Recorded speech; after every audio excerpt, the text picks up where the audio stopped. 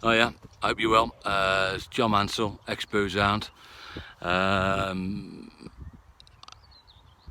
wanted to call this vlog just suicide, but I didn't want people to start shitting themselves, so obviously I've called it suicide prevention. I've just walked from Halesowing from home up to the top of Clent in the sunshine.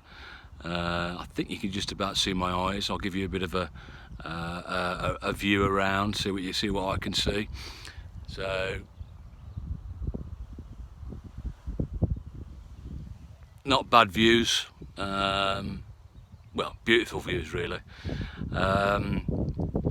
So I wanted to talk about suicide because I keep seeing, posts and stuff from people about how they're not coping, and stories about people have taken their own lives in these trying times. There's lots of cliches about suicide, and one of the sayings that I like, but also think it's utter bullshit, is suicide is a permanent solution to a temporary problem. Now I like that because it's true.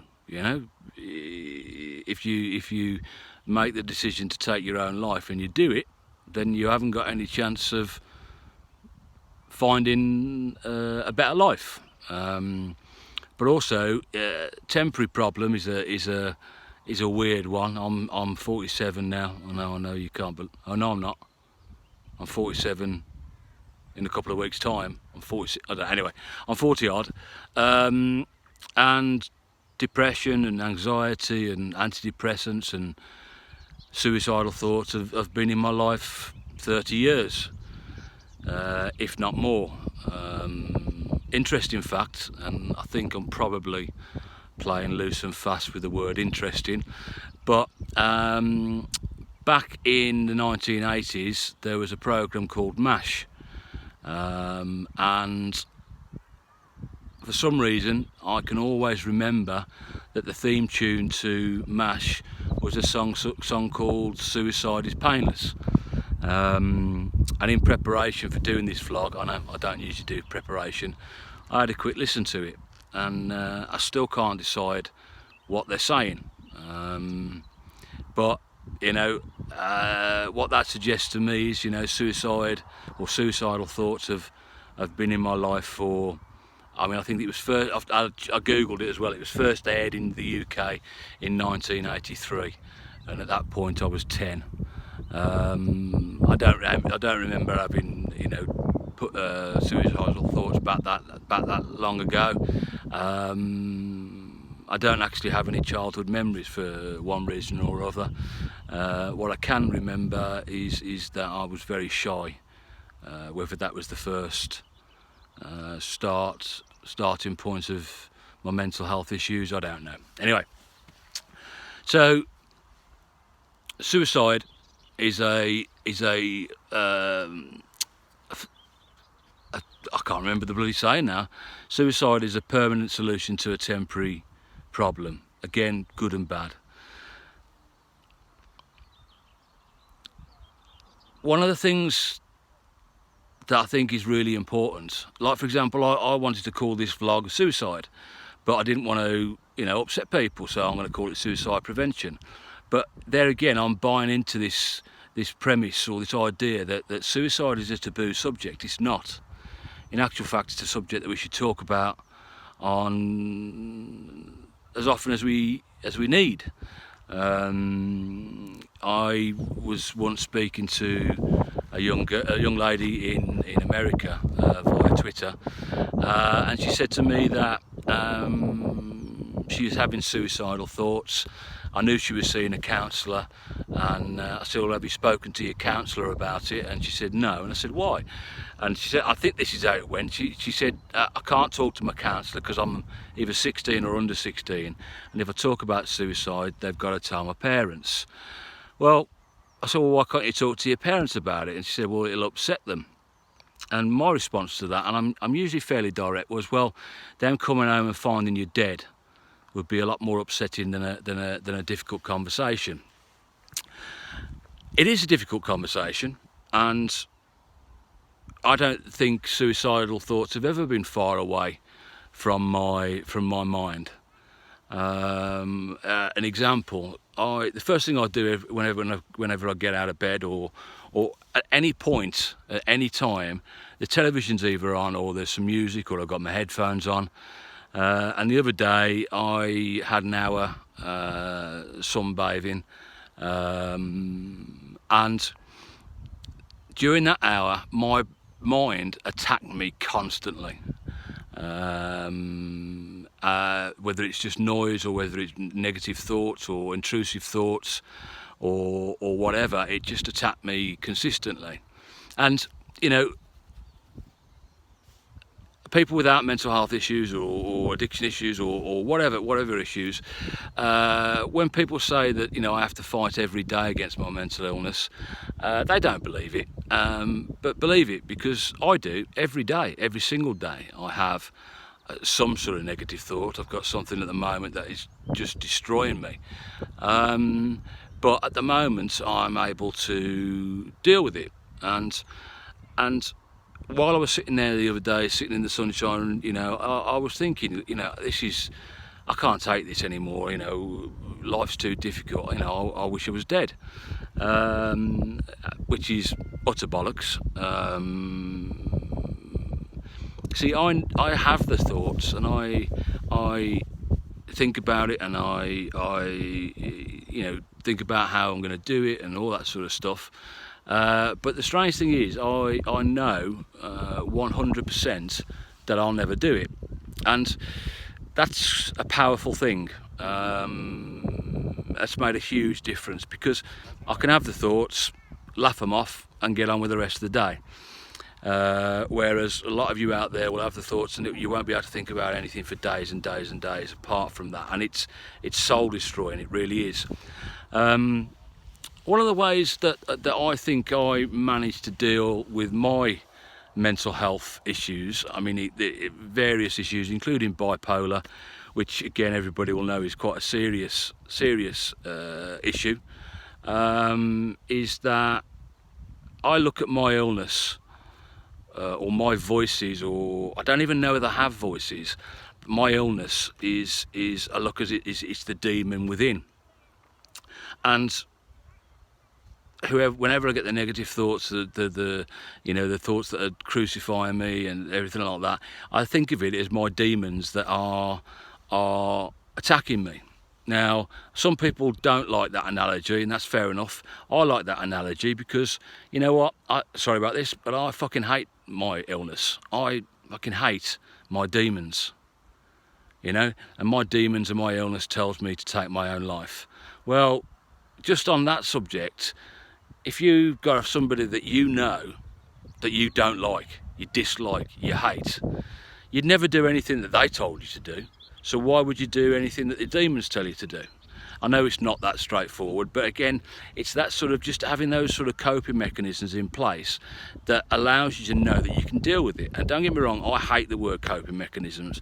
I hate the word I hate the word triggers, because I think that's bullshit as well, because again, coping mechanism triggers are fluid. They change, you know, so but yeah, so you know, so I look at my illness as my demons, and I'm never going to do what my demons tell me to do. I know people who have taken their own lives. I know of other people who have taken their own lives, and a lot of times straight away, you know, people will talk about the people struggling with mental health issues that take their own lives, but that's not necessarily the case. Some people do it completely and utterly out of the blue, and that's because they're fighting internally with the demons, their illness, or whatever's going on. I'm trying to get a better picture. Anyway, the light's not very good, but never mind. So, what can we do about it? Well, the first thing we can do about it is we can talk about it. And talking about it, you know, is very, very difficult. And I would imagine, you know, if you've got kids out there and they want to talk to you about the fact that they feel suicidal, it would be horrendous to think, you know, horrendous to hear. But listen, don't discount it. Don't say, oh, don't be silly, you know, that's ridiculous. Listen to them, talk to them, and make a deal with them that, you know, every time that they feel like suicide or have suicidal thoughts, that they're allowed to talk to you about it. I know of people who, friends and family, you know, it's said that their particular friend or family took their own life, but I also know a lot of people who said that they don't actually think that this particular person meant to do it. They used the phrase, it was a cry for help, and unfortunately it went wrong. Again, it's a difficult one to talk about, a cry for help. What's a cry for help? I mean, you know, people would say, oh, it's a cry for help is attention seeking. But, you know, if you're that desperate that you would do something as a cry for help that might end up taking your life, surely it's much better to be able to talk about the suicidal thoughts. You've got to find somebody who you can talk to about it, and it doesn't matter whether it's friends or family. And you know, it's important. Now, again, I've got a really dear friend, and before I post this vlog, I'm going to just make sure it's okay that I speak about it. I'm sure it will be. But her name's Judy, and we met through an American website where I'd done a piece 1 month, and the month prior to that she'd done a piece, a chat, a conversation, an interview about her son John, also called John, who took his life in 2003. He was bipolar, and there's lots of similarities between what happened in John's world and what happened in my world. In 2003 it was a big time for me, 2003, because 2003 was when I ended up in the booze clinic and got sober, hence the moniker ex-boozehound. And it was around the same time in that year that John took his own life.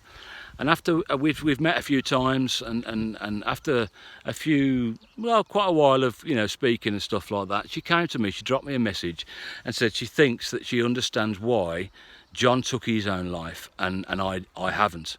And the key word for her, and I believe it very, very true, is acceptance. I accept that I have an illness. I hate it. You know, I hate what it's taken from me, the people, the life. I hate that I have this illness, but I do accept it. And it's not just about accepting it once and moving on. It's about accepting it every single day, every time it rears its ugly head.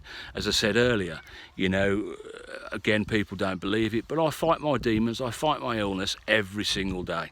Sometimes more than others, and sometimes I'm more successful than other days. But yeah, I accept that illness, and you have to keep accepting it. And if working on that, on accepting, is the difference between her son, Judy's son John, taking his life, and me, another John, not taking my life, then it's a really, really important thing to talk about, acceptance. Suicide is shite, let's be honest, you know, and this, if this vlog can help just one person not take their own life, then it's worth me talking about. Suicide is not the answer. I understand why you would think it is, because of the pain, the constant pain.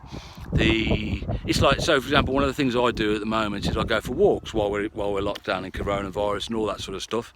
Now, walks can be great, but the strange thing about a walk is if you're in a negative mood, you're walking around and you're seeing things that you haven't got, which makes your life unbearable. You see kids, you see the mums and dads with kids. I haven't got kids, and I don't think I ever will have, because of various things. You walk past nice cars, you walk past nice houses. These are all the things that you haven't got, possibly haven't got, or sometimes haven't got. You walk past, I don't know, businesses that you wish you had and you ran. I think that'd be a bit bullshit, but you do. You walk past and you see everything around you that you haven't got. Now, I'm very fortunate where I live in Halezone because we've got this, and I'll do it again. We've got Clent Hills. So don't think about the stuff you haven't got. Think about the stuff that is out there that's free to everybody. It's beautiful up here, and when you look at life through the eyes of somebody with mental illness like me, I see myself as a complete and utter failure at normal life. Through my mental breakdown a number of years back, I haven't got anything that we're told that makes our life normal. A job, a house, 2.4 children, nice car, a couple of holidays a year. I haven't got any of that. What I have got, and not having that, makes me feel sad, makes me feel suicidal. But what I have got is I've got an acceptance of, although I know how painful life can be with mental health issues and addiction issues and other issues, I know 100% I will never do it. And the reason I won't do it, partly, is because of the demons, and I won't let them bastards win. Simple as that. No matter how difficult things get, no matter how hard things get, do not go down the route of suicide. It's not the answer. The answer is to talk about it to somebody. Talk about it to your mum, your dad, your friends, your family, and other people like, Rethink or doctors or GPs or Mind or other organisations that help people with mental health issues or addiction issues or whatever. If you can't find anybody who's willing to talk to you about it, email me. Okay? Now, I don't do this very often, but I think in these times it's important that we all do our bit. So my email address is yo@todaytogether.co.uk, and that's yo as in yo at the number 2 DAY, the number 2 GETHER.co.uk. And that's yo@todaytogether.co.uk. Today Together is something that I was, or am still, trying to set up. And it's called Today Together is because I got sick and tired of hearing, this is going to happen in 10 years' time, this is going to happen in 5 years' time. It's not quick enough. We have to work together today to make things better. So, like with my other vlogs, I'd like you to like or dislike below, whatever you want to do. Share it, subscribe to the channel, and really importantly, even if this suicide doesn't affect you, share it, because there will be other people out there that you love that have suicidal thoughts and are in a difficult place at the moment, and they are shitting themselves at the moment because they've got no other options. Suicide is not the answer. Suicide is a permanent solution to a temporary problem. Again, I have problems with that issue again, but I know 100% that if you're thinking about suicide at the moment, it's not the right answer. You've probably been in situations before where you felt as bad as this, if not worse than this, and you couldn't see a way out. But you know what? You found a way out. It's not the answer. When I had my mental breakdown back in 2013, I knew 100% that my life was over. And it's not. It wasn't. It hasn't been. Okay, I'm still a failure at normal life, but there's been a lot of things in my life since then that make it worthwhile. Not as and very importantly, I've had people come to me and tell me that I've helped them not take their own life through my tweets or my vlogs or my blogs, or, you know, for seeing me in a meeting. And if I never achieve anything else, if there's people alive because of me, because of my mouth, because of the fact that I'm not ashamed to talk about the fact that I have mental health issues, people still think it's weird that a man is able to talk about mental health issues. I couldn't give a shit. I couldn't care less. You know, the hashtag I use on the internet is mentally ill, no shame whatsoever. So I've lost my train of thought. I've gone on for 20 minutes. People ain't going to watch this now. But it's really important. Please share it. If you've got nobody to talk about, email me, yo@todaytogether.co.uk, and let's get it sorted. I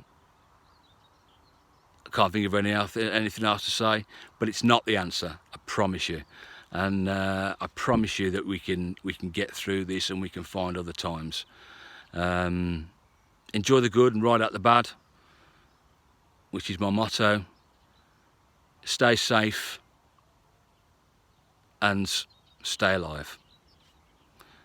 And I'm going to share later on a song that I love to bits by Linkin Park, called One More Light, and listen to the lyrics and enjoy it as much as I do. It actually upsets me a little bit sometimes, but it's really important that we work together. We work together today. You know, we help each other. Whether you've got mental health issues or stress issues or whatever, suicide is not the answer, and we can get through it. We can get past it. Catch you soon. Bye bye.